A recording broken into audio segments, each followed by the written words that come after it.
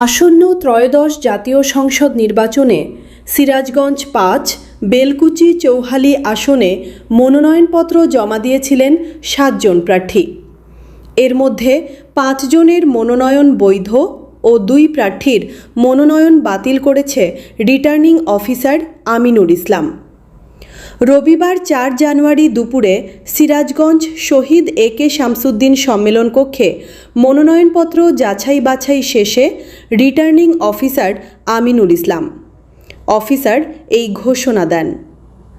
বাতিলকৃতরা হলেন সিএমপির মামলা সংক্রান্ত তথ্য গরমিল, সমর্থনের তালিকা না থাকা এবং সমর্থনের ১% স্বাক্ষর না থাকার কারণে স্বতন্ত্র প্রার্থী গোলাম মৌলা খান বাবলু ও দাখিলকৃত মনোনয়নপত্রের দলীয় প্রধানের স্বাক্ষরে মিল না থাকায় সিপিবির প্রার্থী মতিয়ার রহমানকে বাতিল করা হয়। মনোনয়ন বৈধ ঘোষণা করা হয় ৫ জনের।